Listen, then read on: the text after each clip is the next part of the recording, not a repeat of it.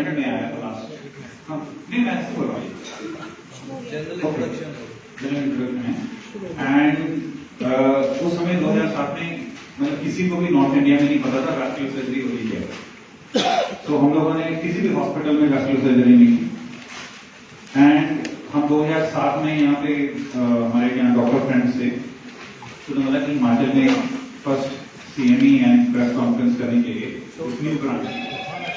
तो हमने 2006 में पहला वैस्कुलर यूनिट पूरे नॉर्थ इंडिया में 4 स्टेट्स में मान लो, हरियाणा, हिमाचल, जम्मू कश्मीर, पंजाब, कहीं पे भी ये ब्रांच ही नहीं। तो ना तो डॉक्टर था और इस पेशेंट की, इस बीमारी के जो पेशेंट से सिर्फ सफर करते हैं तो ना कोई इलाज होता है। बहुत सारी बीमारियां आती हैं इस ब्रांच में। हम 18 साल से सारे डॉक्टर्स को पढ़ा रहे हैं एंड अप्रॉक्सीमेटली 800 प्रेस कॉन्फ्रेंसेस कर चुके हैं अभी तक। तो लास्ट 18 साल में तो आपको के लिए अप्रॉक्सीमेटली 40 to 50 प्रेस कॉन्फ्रेंसेस हम एक साथ ही करते हैं अभी भी।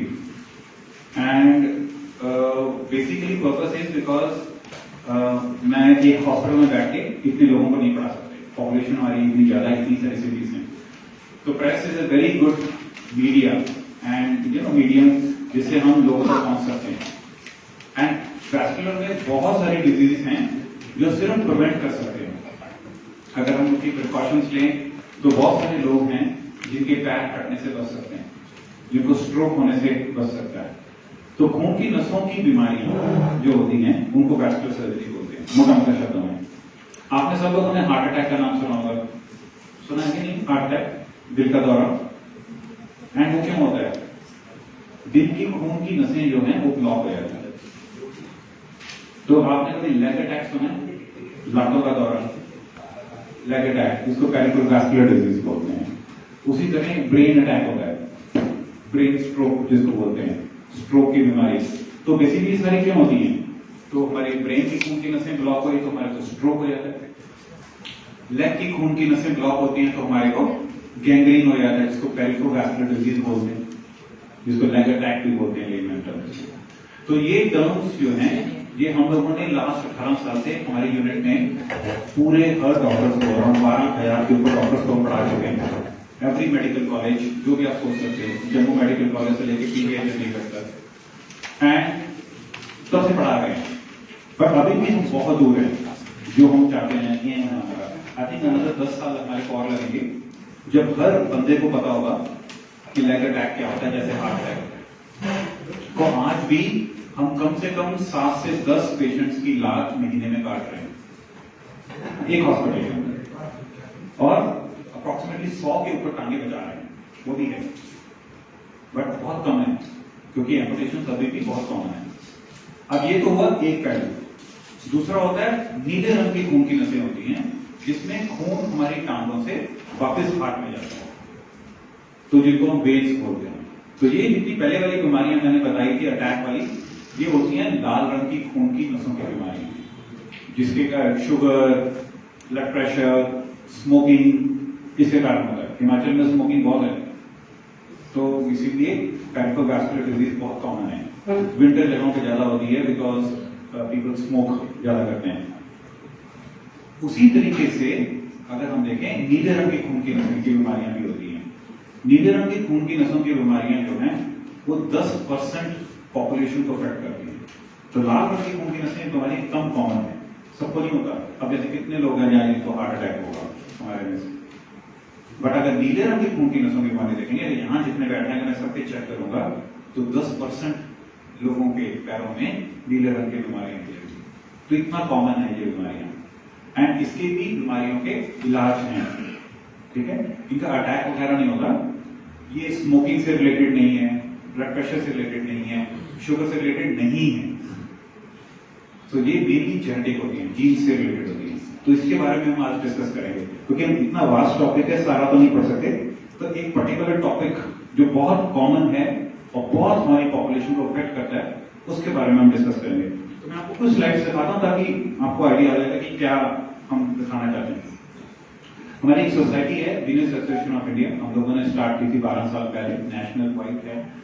मैं 4 साल तक प्रेसिडेंट था, अभी मैं चेयरमैन हूँ उसका। एंड हम लोगों को, हमारा पर्पस है लोगों को पढ़ाना। तो हम लोग अभी कम से कम 250 डॉक्टर हमारे अपने हॉस्पिटल में ट्रेन करते हैं इन बीमारियों में। ऑल ओवर इंडिया वर्ल्ड से आने लग रहे हैं डॉक्टर्स।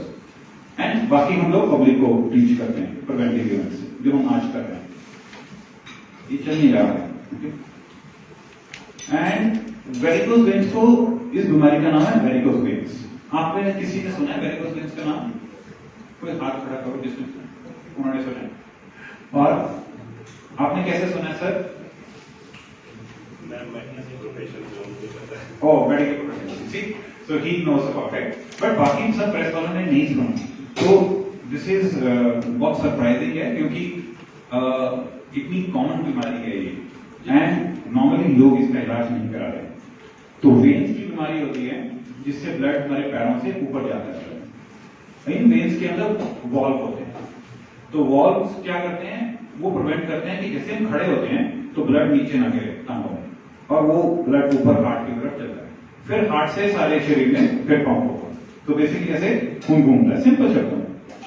कोई थ्योरी नहीं पढ़ानी, सिर्फ फोटोग्राफ बताएंगे। इस तरह की बीमारी जैसे दिखती है, लाइट थोड़ा प्रॉब्लम है हमारे आज अनफॉर्चुनेटली, बट ये नीले रंग की खून की नसें जो डायलेट हो जाती हैं टांगों पे, इसको हम वेरिकोज वेन्स की बीमारी बोलते हैं, क्योंकि वॉल्व खराब हो जाते हैं तो खून ऊपर नहीं जाता। आप अगर देख सकें लेडीज के यहाँ पे इतनी ये डायलेटेड वेन्स दिख रही हैं, यहाँ दिख रही हैं, तो इनको बोलते हैं वेरिकोज वेन्स। मतलब नीले रंग की खून की नसों की बीमारी जो वॉल्व खराब होने के कारण हमारी टांगों में हो जाती है। ये शरीर के किसी और पार्ट में नहीं होती, सिर्फ टांगों में होती है। तो लोगों को बहुत लगता है कई बार हाथ में आ जाती है, ब्रेन में हो जाती है, ऐसा नहीं है। ये सिर्फ बीमारी टांगों में होती है। इस तरह की पिक्चर और एक, ये लेडी इतने सारे वेन्स थी के पूरे पेट तक पहुंची हुई है सर। तो ये बीमारी होती क्यों है? बहुत सारे कारण है, बट मेनली जेनेटिक। तो अगर एक पेरेंट को वेरिकोज वेन्स हैं तो आपको 25 से 30% चांस है वेरिकोज वेन्स होने का, और अगर दोनों पेरेंट्स को हैं तो अराउंड 50 to 60% चांस है कि बच्चों को वेरिकोज वेन की बीमारी होगी। तो जीन्स में भी रन करती है। तो हमने कई पेशेंट्स के हैं रखे जिनकी तीनों बहनें, मदर फादर, पांचों को मैनेज किया है वेरिकोज वेन्स की। सेकेंड इज, अगर बहुत देर तक हम बैठे रहे, सिटिंग जॉब्स में बहुत लंबी, उसमें असर नहीं। बहुत देर तक खड़े रहे, जैसे फ्रूट सेलर होते हैं, आर्मी वाले हुए, ये पुलिस पोस्ट हुए, टीचर्स हुए, सर्जन्स हुए जो लॉन्ग ऑपरेट करते हैं, उनमें भी होने की चांसेस रहते हैं। अगर हमारा हार्ट फेल हो जाए, मल्टीपल प्रेगनेंसीज, जो लेडीज की 4-4, 5-5 बच्चे होते हैं, उनकी ज्यादा होने के चांसेस हमारे को रहते हैं उम्र के साथ। तो जितना हमारी कंट्री के लोग ज्यादा जिंदा रह रहे हैं, हमारे पास more and more people 70, 75, 80 years में इसके फोड़े लेके आ रहे हैं इस बीमारी से, कॉम्प्लिकेशंस के साथ, बहुत कॉमन हो रहा है। सो इसके सिम्टम्स बहुत सारे होते हैं। अगर आप देखोगे ये सारे सिम्टम्स, स्वेलिंग है, पेन है, नाइट है, ये सारे सिम्टम्स कितनी सारी बीमारी में होते हैं। जैसे आपको अगर पीठ की बीमारी है तब भी ये सिम्टम्स, घुटनों की बीमारी है तब भी यही है, अगर आप मोटे हो तब भी ये सिम्टम्स आएंगे। तो वेरिकोज वेन से एकदम पर्टिकुलरली सिम्टम्स जो होते हैं बहुत वेरी करते हैं, बट इसका डायग्नोसिस बहुत आसान है। अगर मरीज कोई खड़ा हुआ है, शॉर्ट्स डाल के खड़े, अपनी टांगों में देखे, अगर उसको नीले रंग के खून की नसें मोटी मोटी नजर आ रही हैं तो उसको ये बीमारी है। तो इतना इजी है सेल्फ डायग्नोसिस करना। तो मतलब इसका डायग्नोसिस में प्रॉब्लम नहीं है। तो हर मरीज अपने आप इस बीमारी को डायग्नोस कर सकता है। पर इसकी बहुत सारी स्टेजेस हैं। नॉर्मली मरीज जो है इस स्टेज पे उनको पता लग जाता है कि उनको ये बीमारी है, बट वो इलाज नहीं कराते। होते हैं तो खून की नसें फूल गई, मेरे को कोई तकलीफ नहीं हो रही, क्योंकि ये वेन्स की प्रॉब्लम जो है पेन नहीं करती। तो मोस्ट ऑफ द टाइम जितने भी मरीज डॉक्टर के पास जाते हैं वो पेन के कारण जाते हैं, पेन। बट अगर जिस बीमारी का पेन ना हो, तो जैसे कैंसर, इसलिए कैंसर का डायग्नोसिस बहुत लेट होता है, क्योंकि उसमें पेन नहीं होता मोस्ट ऑफ द कैंसर्स में। तो पेशेंट्स इलाज कराने बहुत लेट जाते हैं। तो अगर इसको इलाज नहीं करते तो हमारी स्किन खराब होनी शुरू हो जाती है, फिर और स्किन खराब हो जाती है, फिर हमारे कानों पे ऐसे गंदे से फोड़े हुए। तो बेसिकली हमारी सोसाइटी का एम ये है कि हमने अगर मेहनत करें तो हम पूरी सोसाइटी को अल्सर फ्री बना सकते हैं। मतलब किसी भी मरीज के फोड़े नहीं होने चाहिए। तो दैट्स द एम। तो जितना भी हम सब कर रहे हैं, तो दैट्स द एम कि भी मैं ऐसा रहूंगा, अगले 20-25 नेक्स्ट जनरेशन भी आएगी, तो 30 सालों में सोसाइटी को अल्सर फ्री बना पाएंगे। आप बोले कि ऐसा तो हो ही नहीं सकता। क्यों नहीं हो सकता? क्योंकि अमेरिका जैसी जो डेवलप्ड कंट्री है उसमें the most expensive treatment is this. आपको पता नहीं है, अगर आप पढ़ोगे नेट पे, इसका $1 billion are expended on venous ulcer. तो just read about venous ulcers, आप शॉकिंग हो जाओगे कि द मोस्ट डेवलप्ड वर्ल्ड सबसे ज्यादा इससे सफर कर रहा है। वो लेकिन क्यों कर रहा है? क्योंकि ओल्ड एज बहुत ज्यादा है, ओल्ड पेशेंट्स है वहां, and they are not able to treat everybody, नहीं कर पा रहे वो। But there are countries like France, वहां पे उन्होंने लिटरली वीनस अल्सर इरेडिकेट कर दिए। Germany, Austria, Finland, so they have actually reached a point कि वीनस अल्सर साल में सिर्फ 50 से 100 पेशेंट पूरी कंट्री में आते हैं, मतलब उस पॉइंट पे पहुंच गए हैं। तो ऐसा नहीं हम नहीं पहुंच सकते। तो बट अगर 30-40 साल अगर हम मेहनत करेंगे अगले साल, ऐसा नहीं सोचिए 2 साल में हो जाएगा, नहीं होने वाला। तो बट 30-40 साल अगर लगे रहेंगे तो हम कहीं पहुंच जाएंगे। पर अगर कुछ भी नहीं करेंगे तो कहीं नहीं पहुंचेंगे डेफिनेटली। इस बीमारी से कॉम्प्लिकेशंस बहुत हैं। हमारे पास पेशेंट्स आते हैं ब्लीडिंग से, सडनली चल रहे थे, ब्लीडिंग हो गई, नस फट गई, वो इतनी फूल गई नस कि आपने उसका इलाज ही नहीं कराया, तो अब वो फट जाए एंड आपको 500 आधा लीटर से 1 लीटर खून मिनिमम है, जमीन पे जस्ट ऐसे कर जाएगा एंड कई पेशेंट गिर जाते हैं। तो इस ब्लीडिंग से हमारे सिर्फ एक यूनिट में अप्रोक्सीमेटली 8 से 10 मरीज महीने के आते हैं, सिर्फ की ब्लीडिंग हो गई। दूसरा है इंफेक्शन हो गई, क्लॉट बन गई, ये बहुत कॉमन है। तो इस बीमारी से थोड़ी सी खतरनाक भी है, जब क्लॉट बन जाते हैं तो क्लॉट टूट के ऊपर जा सकते हैं लंग में, जिसको हम बीमारी को बोलते हैं पल्मोनरी एम्बोलिज्म, हार्ट के अंदर क्लॉट कर जाते हैं। वो थोड़ी सी खतरनाक बीमारी है, ये कॉमन नहीं है, रेयर है, but there is a small possibility. और हमारे पास नियरली 8 से 10 मरीज क्लॉट से आते हैं महीने के। मैं कॉम्प्लिकेशन बता रहा हूं सिर्फ बीमारी की, अगर नहीं इलाज कराते तो क्या प्रॉब्लम्स होती है। स्किन खराब होना पूरा, जो मैं बता चुका हूं, और पैरों के फोड़े होना। सो ये बीमारियां जितनी हैं, हमारे को इस सब कॉम्प्लिकेशन से बचाना है, इससे पहले इलाज होना है इसका अल्ट्रासाउंड करो तो पूरा डायग्नोसिस हो जाता है। सिंपल, एक मरीज खड़ा होगा, अपनी टांगों में देखे वेन्स हैं, उसका अल्ट्रासाउंड किया, आपका डायग्नोसिस था। तो कोई ज्यादा टेस्ट नहीं चाहिए, ऐसा नहीं है कि कॉम्प्लिकेटेड है डायग्नोस करना।